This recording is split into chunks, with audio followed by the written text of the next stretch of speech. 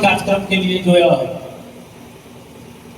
माननीय विधायक श्री राजेश सिंह कुशवाहा जी एवं राष्ट्रीय जनता दल गोपालगंज के तत्वाधान में जो आज गोपालगंज विधानसभा के क्षेत्रों में हमारे पार्टी की तरफ से आज विशेष करके यह कार्यक्रम आयोजित किया गया है। यह कार्यक्रम आज छह विधानसभा में हो रहा है। आखिर इसकी जरूरत क्यों पड़ी? अभी कुछ दिन पहले हम लोग यहाँ उपस्थित हुए थे, इकट्ठे हुए थे। जो सामाजिक न्याय परिचर्चा का जो कार्यक्रम चल रहा था, मैं समझता हूँ कि यहाँ उपस्थित सारे नौजवान साथियों, अभिभावक, जो लोग भी यहाँ उपस्थित हैं, वे सभी लोग आए हुए थे। लेकिन इस विकट परिस्थिति में जो किसानों के लिए आज का समय बहुत महत्वपूर्ण है, धान की रोपनी अपनी चरम सीमा पे पहुंच चुकी है, उसमें भी हमारे विधायक जी और राष्ट्रीय जनता दल के आह्वान पे आप सब यहाँ उपस्थित हुए हैं। आप सबको मैं गोपालगंज जिला राष्ट्रीय जनता दल परिवार की तरफ से हाथ जोड़ के हार्दिक स्वागत, वंदन, अभिनंदन करता हूँ। और मैं समझता हूँ कि आज की जो संख्या मात्र परसों गोपालगंज में, यानी कि 1 तारीख को गोपालगंज में बैठक हुई और उस बैठक में निर्णय लिया गया कि 3 तारीख को, यानी कि कल हम लोग, हमारे राष्ट्रीय अध्यक्ष जी का कल राष्ट्रीय कार्य समिति की पटना में बैठक है। 5 तारीख को राष्ट्रीय अधिवेशन, खुला अधिवेशन है और राष्ट्रीय कार्य समिति की भी बैठक है। तो हमारे जितने भी गणमान्य नेता लोग हैं, सब लोग चले जाएंगे। तो उसमें निर्णय हुआ कि आखिर इसको हम लोग कब करें। तो शॉर्ट टाइम में 1 तारीख को बैठक में निर्णय लिया गया कि 3 तारीख को यह बैठक करना है।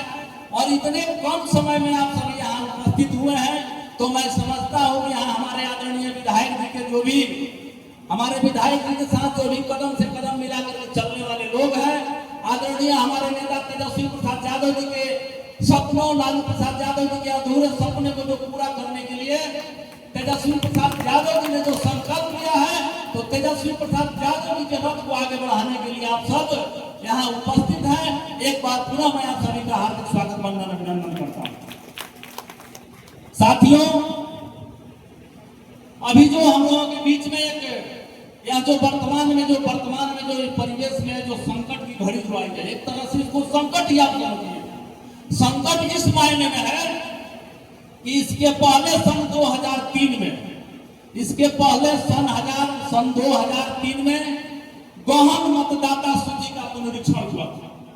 2003 के बाद 2005 में, यानी कि 2005 में 25/6/2025 को भारत निर्वाचन आयोग ने घोषणा किया कि 25/6/2025 से लेकर के और 26/7/2025 तक पूरे बिहार में जितने भी मतदाता हैं, अभी मैं आपको बता दूं, पूरे बिहार में 8 करोड़ मतदाता की संख्या है।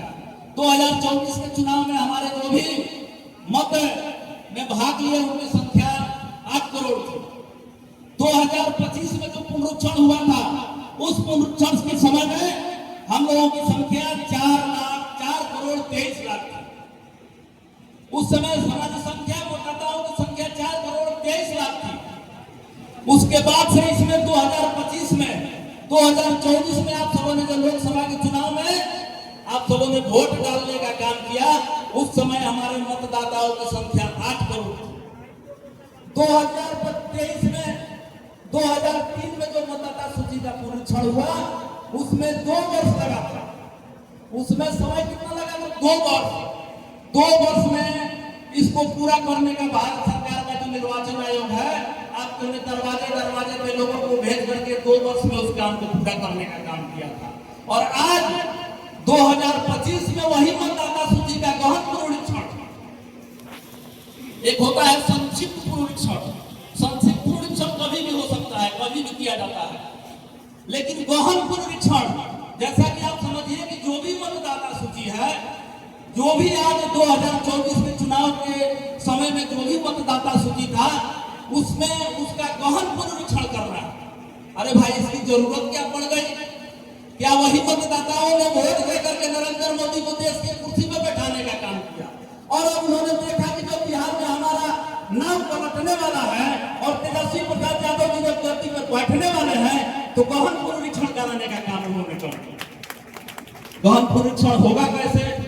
आपके दरवाजे दरवाजे पे बीएलओ लोग जाएंगे, जो सरकारी कर्मचारी जो मास्टर लोग होते हैं, आंगनबाड़ी की सेविका भी होती है या कुछ और लोगों को भी इस काम में लगा भारत सरकार के द्वारा लगाने का काम किया जाता है। अब आप बताइए समय कितना? आज हो गया हम लोगों का 3 तारीख, 26 तारीख को पूरा कर लेना है। समय कितना बच रहा है? 23 दिन का समय आपके बीच में मिल रहा है।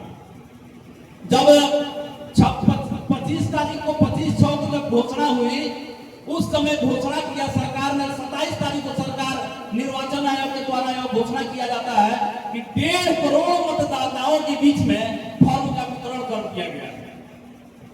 मैं समझता हूं कि आज यहाँ 3 तारीख है, हमारे यहाँ जितने लोग उपस्थित हैं उसमें से मैं समझता हूं कि 80% या 90% लोगों के पास भी वो मतदाता सूची के पुनरीक्षण का फॉर्म नहीं पहुंचा। क्या आप लोग बताइए पहुंचा है?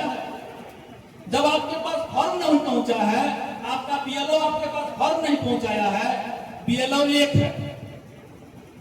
एक है, उसको दरवाजे दरवाजे घर घर जाकर के और मतदाता सूची का फॉर्म देना है। एक बात मैं स्पष्ट रूप से बता देना चाहता हूं, इसमें भी साजिश रची जा रही है। भारत निर्वाचन आयोग के द्वारा जो हम लोगों को जो गाइडलाइन मिला है, इस गाइडलाइन में स्पष्ट निर्देश है कि आपका बीएलओ आपको 2 प्रति में फॉर्म देगा, आपको फॉर्म की 2 प्रति वह देगा। लेकिन वो बीएलओ अभी कुछ जगह बट रहा है, तो हम लोगों के संज्ञान में आया है कि वो 1 प्रति नहीं दे रहा है। उसमें भी साजिश है। साजिश क्या है?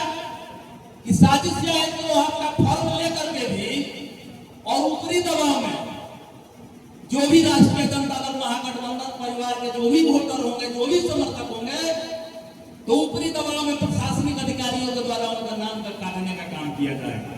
तो मैं आप सबसे एक बात मैं बहुत जरूरी बात मैं बता रहा हूं कि वो आपको अभी फॉर्म दे रहा है, फॉर्म देने के बाद से आपके दरवाजे पे 2 बार और आएगा। इसमें जो गाइडलाइन में स्पष्ट निर्देश है कि बीएलओ आपके दरवाजे पे 3 बार जाएगा। 3 बार जाकर उसको आप फॉर्म सुपुर्द नहीं करते हैं तो आपका नाम नहीं जुड़ेगा। तो अगर आप बीएलओ आपके जाकर के आपके दरवाजे पे जाकर के आपको फॉर्म मुहैया कराता है तो उसमें उसका 1 प्रति आप लोग जरूर फोटो स्टेट करवा लेंगे। फोटो स्टेट इसलिए करवा लेंगे कि फोटो स्टेट करा करके सब उसमें अपनी सारी सूचनाएं को सही ढंग से उसमें भरना है, और भर करके उससे उसकी प्राप्ति लेना है। आपका जो एक फोटो स्टेट वाला जो फॉर्म होगा वो आपके पास रहेगा और 1 फॉर्म उसको दे देना होगा। तो मैं बता देना चाहता हूं कि जो गाइडलाइन जो निर्वाचन आयोग का जो आया हुआ है उसमें हम लोगों को 11 दस्तावेज का निर्वाचन आयोग, आप सभी ने देखा होगा कि बड़ी धूमधाम से आधार कार्ड बनता है। आधार कार्ड में अगर किसी बच्चे का नाम अगर गलती हो गया है तो उसको सुधरवाने के लिए उसको पटना जाना पड़ता है। सरकार की बहुत बड़ी महत्वपूर्ण चीज अपना आधार कार्ड है। हमारे नेता आदरणीय तेजस्वी प्रसाद यादव जी ने अपने शिष्टमंडल को दिल्ली निर्वाचन आयोग यहाँ भेजने के लिए उन्होंने वहां नोटिस दिया। हमारे राष्ट्रीय अध्यक्ष लालू प्रसाद यादव जी ने कई बार भारत निर्वाचन आयोग को चिट्ठी लिखा कि हमारे प्रतिनिधि मंडल को आप मिलने का समय दीजिए, लेकिन क्या जरूरत हुई? आखिर कौन सी विपदा की घड़ी आ गई कि भारत का निर्वाचन आयोग हमारे प्रतिनिधि मंडल से मिलना नहीं चाहता? हमारे सभी 11 घटक दलों के नेता रोज जाकर के 25 तारीख से रोज जाकर के निर्वाचन आयोग से मिलने के लिए समय मांगते रह गए, लेकिन कल सामने इनको मिलने का मौका दिया गया है। 25 तारीख को इसकी घोषणा हुई, 27 तारीख को हमारे महागठबंधन के प्रदेश के हमारे तेजस्वी प्रसाद यादव जी के नेतृत्व में जितने भी हमारे घटक दल के नेता है सबको प्रेस कॉन्फ्रेंस किया, और प्रेस कॉन्फ्रेंस करने के बाद 30 तारीख को कुछ आंशिक संशोधन उसमें हुआ। आंशिक संशोधन क्या हुआ है मैं पहले यह बता देना चाहता हूं कि जो दस्तावेज जो आपको देना है, पहले का जो दस्तावेज 11 था उसमें था कि किसी भी केंद्रीय राज्य सरकार सार्वजनिक उपक्रम के नियमित कर्मचारी और पेंशनधारी को जारी पहचान पत्र या पेंशन भुगताना दे। तो जो सरकारी कर्मचारी है वही न देगा। भारत किसानों का देश है, बिहार किसानों का देश है,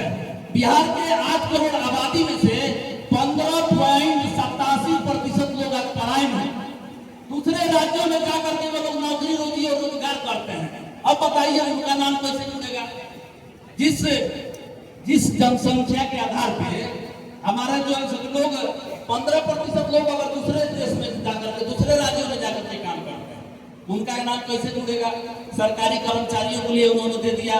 दूसरा एक भारत में किसी सरकारी स्थानीय निकाय डाक यानी कि 1987 के पहले का पासबुक जिनके पास है, 1987 के पहले के बाद, अरे भाई तो गरीब बैंक में पैसा कहाँ जमा करता? गरीब को तो खाने से पैसा नहीं बनता है, तो वहां कहाँ जमा कर पाएगा? तो 87 से पहले जिनके पास पासबुक है वे जो है सो अपना दे सकते हैं। तीसरा है कि सक्षम पदाधिकारी द्वारा जन्म प्रमाण। मैं तो नहीं समझता हूं कि हाँ जितने लोग उपस्थित होंगे मेरे लेकर के कि किसी के पास भी जन्म प्रमाण पत्र की अपनी प्रति हुई, कोई जन्म प्रमाण पत्र नहीं बनवाया।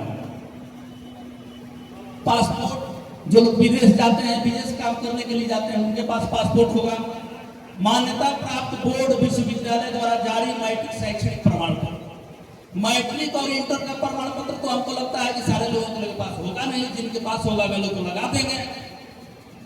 सक्षम राज्य प्राधिकारी द्वारा जारी मूल निवास प्रमाण पत्र। निवास प्रमाण पत्र तो सब लोग बनवाए नहीं होंगे, उसके लिए भी समय चाहिए। अगर निवास प्रमाण पत्र बनवाना होगा तो आपको RTPS काउंटर में जाकर के बनवाना होगा। कम से कम उसमें 14 दिन उसका समय होता है।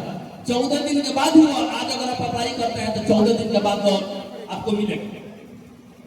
उसके बाद से है वन अधिकार पत्र, OBC SC ST का जाति प्रमाण पत्र, राज्य सरकार या स्थानीय निकाय का फैमिली रजिस्टर, सरकार द्वारा जारी भूमि या मकान का आवंटन प्रमाण पत्र और नागरिकों का रजिस्टर। उसका 11 गाइडलाइन में उसका 11 था कि 11 आपको जो है सो देना होगा। लेकिन हमारे नेता और महागठबंधन के लोगों ने जब निर्वाचन आयोग पे दबाव बनाया तो उसके दबाव के फलस्वरूप 30 तारीख के दिन निर्वाचन आयोग अपने आकर के घोषणा नहीं करता है, लेकिन निर्वाचन आयोग के सूत्रों के द्वारा यह बताया जाता है कि उसमें कुछ ढील दी गई है। ढील क्या दी गई है कि 2003 में जो मतदाता सूची बना है, उस मतदाता सूची को वह मान्य कर रहा है। उसमें भी उसका है कि फॉर्म भर गए हम, आप लोग हमको दीजिए, और वही मतदाता सूची जो मतदाता